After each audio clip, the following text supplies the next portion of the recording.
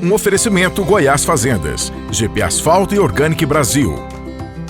As tendências de mercado, novas tecnologias, empreendedorismo, clima e tudo que tem foco no que movimenta o campo são pautas no Agro e Prosa. O seu podcast diário que tem como missão deixar você informado sobre o mundo agro.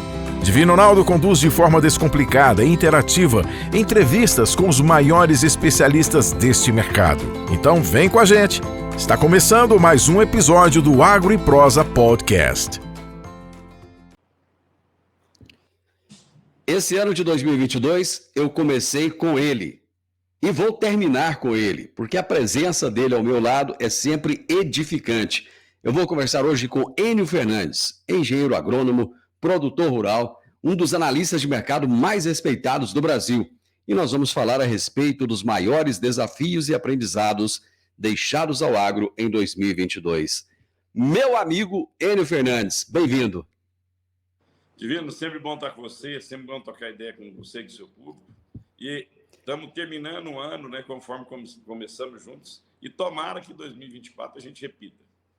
Eu não tenho dúvida nenhuma disso. 2024 não, 2024 não, 2023, né? Mas já vamos colocar 2024 na agenda também aí, para não errar. Deus te ouça. Meu amigo, 2022, eu acho que a palavra que eu poderia utilizar para esse ano seria um ano emblemático, um ano de muitos desafios, de muitas lições a serem tiradas, e dizem que a gente só pode entender o futuro olhando para o passado, né? Se nós olharmos agora para 2022, estamos hoje no dia 30 já, fechando o ano, olharmos para trás, do dia 1º de janeiro para cá, qual é o quadro que o Enio Fernandes vê? Bom, a gente... Um ano de resiliência, né? Você estava terminando a Covid, começa uma guerra, aí você tem uma incerteza política e financeira muito grande no mundo, e não só para os produtores rurais, para todos os empresários, trabalhadores, né? Foi um ano que deu muita insegurança, muito conflito, mas quem teve resiliência, continua acreditando no trabalho pessoal dele, acreditando no país, acreditando no negócio dele, conseguiu chegar lá na frente. Com algumas feridas, algumas escoriações, mas vai terminar o ano entregando resultado, fazendo esse Brasil crescer, e ainda mais, né?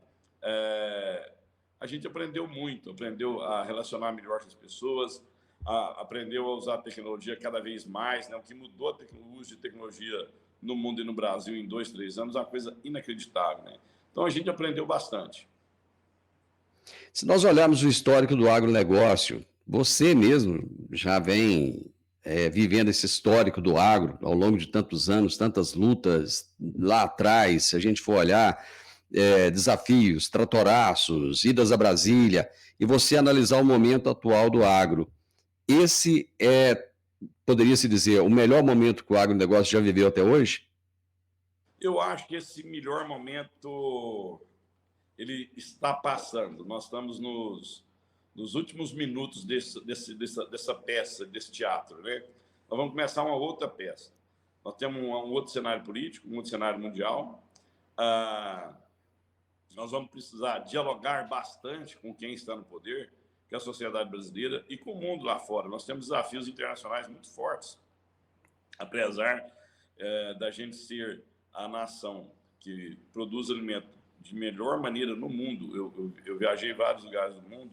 É inacreditável o quanto que o Brasil está na frente de outras nações produtoras de alimento. Estou falando na área ambiental, na área de tecnologia, né? Nós somos a produção de alimento mais socioambientalmente responsável do mundo. Mas mesmo com essas grandes vantagens e essa capacidade de adaptação muito forte, e já produzir agricultura de baixo carbono, Divino, nós vamos precisar comunicar melhor com a comunidade internacional para eles começarem a dar mais credibilidade nisso. Então, nós temos desafios internos, desafios externos muito grandes, o mundo está ficando muito complexo, e esse momento de ouro do agro, ele vai dar essa luz vai dar uma diminuída. Mas o agro é fundamental, não para o Brasil, para o mundo. O agro brasileiro será o responsável por evitar a insegurança alimentar no mundo. Então, acredito que nós vamos ter outros momentos de ouro em pouco tempo. Você falando da questão da comunicação, na segunda-feira agora, eu entrevistei a advogada Samantha Pineda. A Samantha, ela esteve em todos os dias da COP27. Ela participou ativamente da COP. Ela é uma palestrante brasileira junto à ONU, esteve lá ativamente participando. E ela colocou aqui no programa a visão que ela teve dessa COP27. Ela falou, Divino, a COP não adiantou, ela não andou. Mas o Brasil teve a oportunidade de se mostrar um pouco mais lá. E uma coisa que ela afirmou, que eu achei interessante, é que realmente o trabalho que é feito aqui, Enio, por incrível que pareça, ele não é conhecido lá fora. E a gente vem falando dessa questão da comunicação, a gente vem o tempo inteiro batendo nessa tecla, porque, do seu ponto de vista, nós não conseguimos avançar em termos de mostrar ao mundo quem somos e o quão sustentáveis somos. Esse é o ponto. Primeira coisa que a gente tem que deixar clara, bem transparente, nós estamos falando de comércio internacional. Nós estamos falando de bilhões e bilhões de dólares e geração de emprego. No mundo, que o principal desafio dos próximos anos é como reter emprego. Porque nós estamos aniquilando pós-trabalho no mundo e criando outros. Então, o que está por detrás de tudo isso é essa questão comercial. Então, eu, do outro lado da mesa, eu tenho atores políticos que vão defender seus interesses, suas visões de mundo e seus produtores e as suas regiões. E eles vão procurar criar narrativas. O que nós precisamos fazer? Primeiro, com narrativas, eu só derrubo com fatos, números. E o Brasil tem N números positivos, e os números não são deles. Nós temos números, sim, da Embrapa, que mostram o quanto que a gente preserva e produz com baixo carbono. Mas instituições internacionais, USDA, FAO, também atestam isso. Então, quando eu pego uma FAO, que é o órgão das Nações de Alimentação das Nações Unidas, e o USDA, que seria equivalente ao Ministério da Agricultura, Pecuária e Abastecimento dos Estados Unidos no território deles, os números são incontestáveis. Nós estamos, assim, anos-luz na frente de qualquer segundo colocado que produz alimento. O que falta? Mostrar esses dados. E eu preciso ter pessoas cada vez mais hábeis, preparadas nessa negociação. Eu não posso ser reativo, eu tenho que ser propositivo. Vou te dar um exemplo aqui simples que o Brasil faz e só o Brasil faz. Ao terminar de usar um agrodefensivo, um defensivo agrícola, ele lava esse defensivo 3 vezes, fura ele para aquela embalagem não ser reutilizada, leva para a sua propriedade, embala com outros produtos, entrega na central de embalagem para ela ser reutilizada. Ninguém faz isso no mundo. Não se faz isso no mundo. Na França, onde se tem a população tem consciência ambiental muito forte, na Holanda, terminou de usar o produto, na França, ele pega e queima aquela embalagem na fazenda. Ele queima no chão lá. Agora, uma fazenda francesa é uma sala de estar perto da fazenda brasileira. Quer dizer, a quantidade de produto que nós usamos, por questões de escala, é muito maior. Quer dizer, e nós conseguimos fazer esse processo. Eles não fazem. Eu não quero que o francês refloreste, fique sem plantar um pedaço, mas só de eu pedir isso para o francês. Faça o que eu estou fazendo. Eu tenho os números aqui para te mostrar. Eu tenho esses dados aqui para você ver. Mostrando esses dados, estou dando um exemplo bem simples, eu começo a desarmar essa narrativa. Outro ponto é o seguinte, eu preciso participar cada vez mais desses encontros internacionais. Eu tenho que promover esses encontros internacionais. Se realmente em 2026 a gente for fazer um encontro da COP no Brasil e for na Amazônia, vai ser um presente. Mas caso não seja, eu preciso promover esses encontros lá fora. Eu não tenho que esperar a ONU fazer a COP. Eu tenho que criar um board, um time, interlocutores, e constantemente viajar à Europa, Estados Unidos e à Ásia mostrando o que eu faço. Por que esses continentes? Porque são para lá que vão os maiores volumes de exportação. Ao se massificar a informação de qualidade, as narrativas perdem eco. Eu acho que esse é um dos caminhos mais importantes que a gente tem que adotar. Nesse último programa de 2022, eu estou conversando com Enio Fernandes e estamos falando a respeito dos desafios, os maiores desafios e os aprendizados deixados ao agro no ano de 2022. Enio, alguns desafios são internos, outros externos. Vamos começar falando dos desafios climáticos. Tanto lá no início do ano nós tivemos desafios climáticos, quanto agora no plantio. E parece que, pelo jeito, não são desafios que vão ficar no passado, né? A gente vai continuar tendo esses desafios daqui para frente, né? Bom, vamos lá. Nós tivemos 3 anos de laninha consecutivo. A última vez que isso aconteceu foi há mais de 20 anos e foram menos intensos que agora. Então, nós tivemos um evento climático, que é o Laninha, que ele acontece esporadicamente, mas de acontecer 3 anos seguidos é muito raro. Na minha visão, nós tivemos um ciclo, o clima ele é cíclico. Depois do Laninha, você se encaminha para uma neutralidade, a gente não sabe prever se vai ter o quarto Laninha ou não. Ou é o Ninho, você consegue prever isso com 6 meses de antecipação no máximo. Dito isso, a gente, depois de anos difíceis, você tem anos mais saudáveis, mais fáceis na questão de clima. Mas o produtor é acostumado com isso, isso está no coração dele, ele cresceu vendo isso, né? Quem está na atividade há 20 anos passou por chuva de pedra, passou por seca, passou por excesso de chuva na colheita, você não conseguia colher. A soja está pronta, o milho está pronto, o arroz está pronto, você não consegue tirar o grão do chão. Então, isso a gente se adapta, com sofrimento, menos sofrimento, isso está no nosso core business, está no nosso negócio, está no nosso sangue. O que nos preocupa é você começar a pegar fatos climáticos isolados e mudar completamente determinadas gestões. Vou te dar um exemplo aqui. Tem um estado brasileiro que é proibido você fazer barragem. O estado simplesmente proibiu, não libera licença para fazer barragem. Na minha visão, e de qualquer ecologista, se você faz barragem, logicamente você tem um impacto ambiental. Você abre uma determinada área, no final do dia um buraco, você tem remoção de terra, que dá causa impacto ambiental. Que o impacto ambiental é causado uma vez e eu posso reflorestar em volta dessa barragem. Mas a quantidade de água que essa barragem consegue reter para não ir para os rios, para não levar a terra para o rio, para não ter erosão, é enorme. E eu posso utilizar essa água em momentos que não está chovendo, que o período pluviométrico não é favorável. Posso irrigar. Você conseguir uma licença de irrigação em alguns estados brasileiros, inclusive em Goiás, é um karma. É um karma. Então, assim, você toma as atitudes que, em vez de proteger o meio ambiente e diminuir o preço da comida, porque com maior produção, menor o preço. É simples assim, oferta e demanda. Eu tomo atitudes impensadas ou com viés um pouco distorcido, eu atrapalho o meio ambiente, atrapalho a sociedade brasileira e atrapalho o produtor. Então, alguns equívocos precisam ser repostos. O clima, ele está no nosso DNA. O mundo nunca deixou de ter guerra. Sempre houve guerra, em qualquer momento. Mas nunca uma guerra impactou tanto como a guerra entre Rússia e Ucrânia. Que lições a gente precisa de tirar dessa guerra?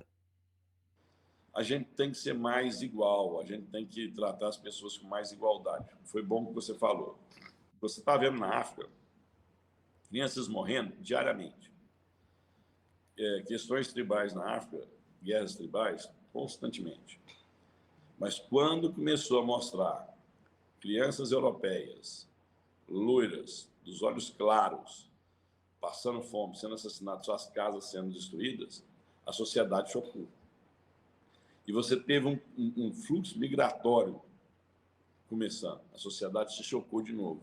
Quer dizer, essas pessoas vão vir para o meu país, vão me atrapalhar aqui, vão tomar parte do meu orçamento aqui, buscar programa de saúde, o governo vai ter que dar atenção. Isso começou a chocar. Essa migração da África para a Europa já tinha acontecido. Mas a gente tem que olhar a situação na Rússia e na Ucrânia muito similar ao que está na África. Na África está acontecendo coisas muito mais graves que a gente não se interpõe. Outro ponto também que a gente não pode deixar de citar é o aspecto econômico, né? Grande parte da energia do mundo é gerada naquela região. Grande parte dos fertilizantes do mundo é gerada naquela região. óleos vegetais, trigo, são originados daquela região. Isso impactou a comida. Aí, como eu somo tudo, fornecimento de energia, pessoas muito similares aos europeus tendo suas casas destruídas, questão energética, questão alimentar, e esse medo final de uma possível ameaça atômica, deu um caos no mundo, todo mundo ficou assustado e começaram a tentar pressionar a Rússia para parar com essas agressões. O problema é que, no final do dia, essa guerra está dando popularidade tanto por Putin quanto por Zelensky. Zelensky foi na ONU agora, né? Recentemente ele esteve na ONU fazendo pronunciamento, foi nos Estados Unidos fazendo pronunciamento, e era um líder, Divino, que estava em risco de cair do governo, porque a gestão econômica dele estava desastrosa. Então, nós temos egos alimentados aí. A questão dessa guerra parece que é um enredo sem fim, e isso está trazendo consequências enormes para o mundo inteiro e até econômicas. Nós vamos ver um mundo diferente daqui para frente. Você falou da questão dos fertilizantes. A gente tratava isso de maneira corriqueira, rotineira, era normal, né, se ter fertilizantes disponíveis. De repente, criou-se um corre-corre, um medo danado de não ter fertilizantes nesse ano. O que a gente pode aprender também com essa questão dos fertilizantes? Eu acho que o mundo aprendeu bastante.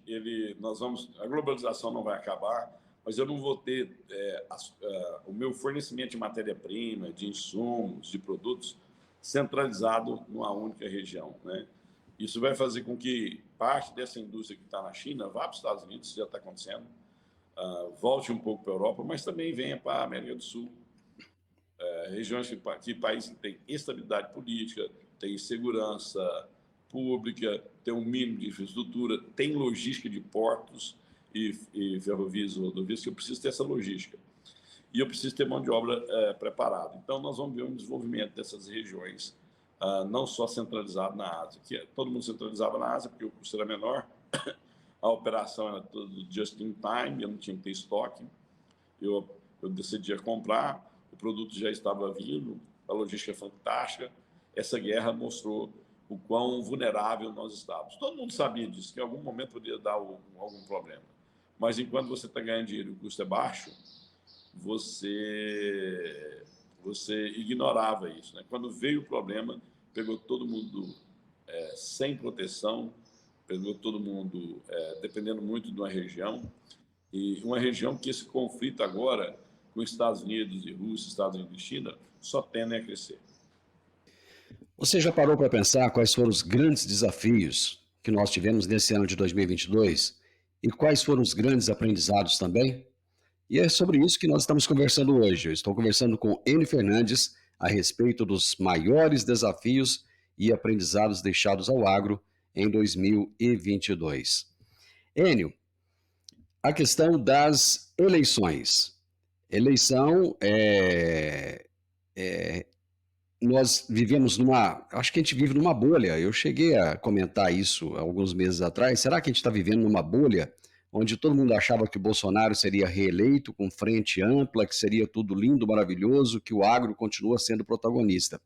Porém, percebemos que não. Bolsonaro perdeu, algo que para nós da região do agro era impensável. Apesar de, na última vez que o Caio Coppola esteve aqui, e era um rapaz que estava bem antenado na época, ele disse, olha, as coisas não vão acontecer do jeito que vocês estão pensando que vai acontecer. E o Bolsonaro perdeu. Daqui para frente, o que nós podemos entender? O Brasil vai continuar tendo uma direita ou a esquerda entra no poder, domina e não sai nunca mais? Não, eu não vejo que o povo, na verdade, se a gente tiver respeitar eleições, o povo brasileiro constantemente ele se repagina, né? A gente teve já esquerda no poder, já teve direita no poder, já teve centro no poder, e nós vamos flertando com esses modelos de governo. E essa discussão de direita e esquerda, na minha visão, ficou para trás. O que a gente precisa agora é entregar qualidade de vida para a população brasileira, fazer esse país crescer, gerando emprego e renda.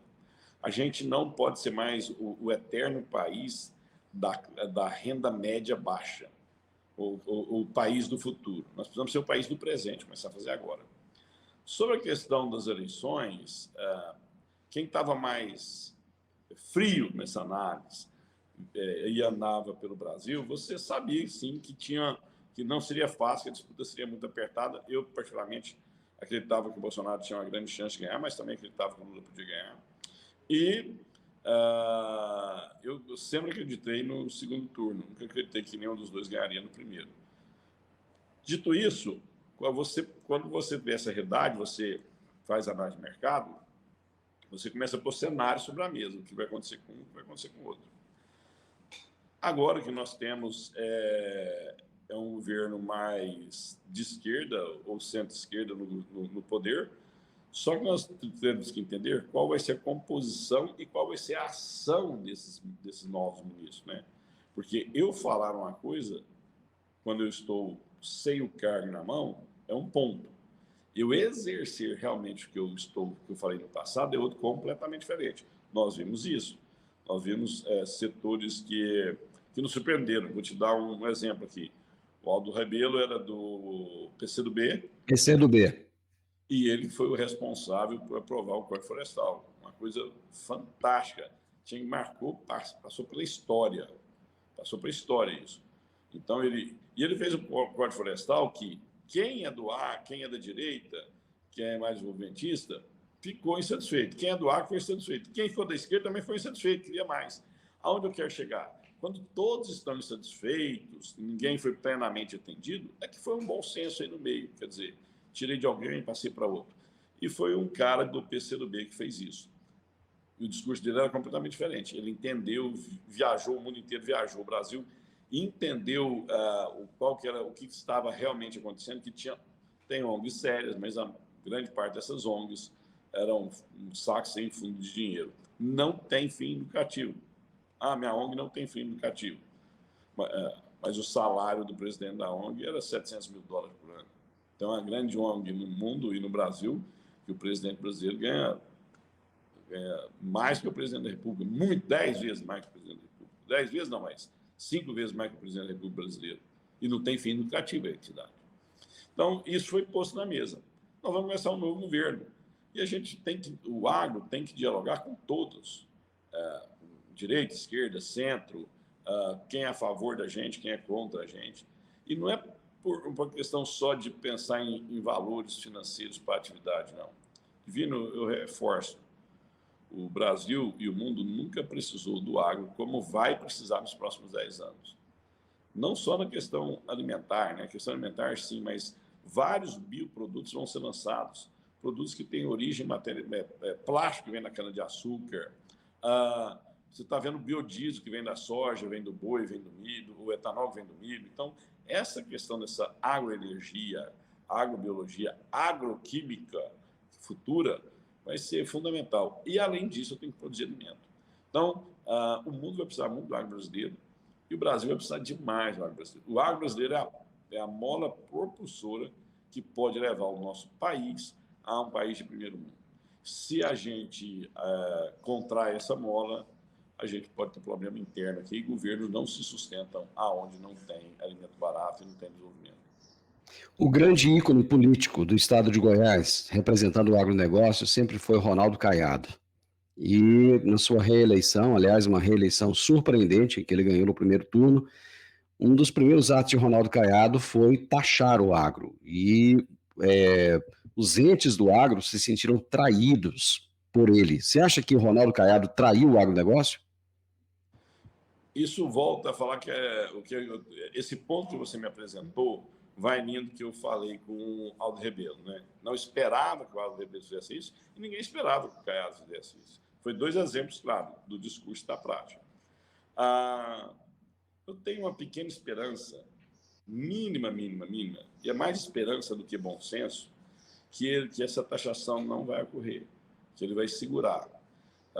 Até porque essa questão do ICMS combustível está sendo reposicionada, os estados não vão perder tanta renda, e eu acho que ele foi mal orientado. Mal orientado gerou um desgaste muito grande, enorme E eu vou te falar um negócio, eu viajo o Brasil inteiro, eu cansei de escutar, as pessoas falam assim, não, aqui nós temos um deputado, um senador, uma pessoa boa que nos defende, fulano de tal. Mas a gente queria ter o Ronaldo Caiado. Você chegava no outro lugar e falava, esse é o nosso Ronaldo Caiado. Quer dizer, o Ronaldo Caiado, ele não é um ícone, ele não era um ícone do agro, ele era um ícone nacional, e não só do agro.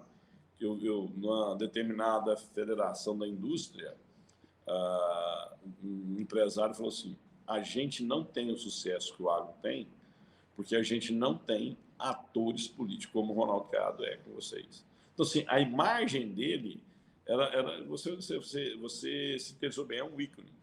Agora, grandes homens podem errar, espero que eu esteja correto, que ele retorne, que ele não use essa ferramenta de taxação.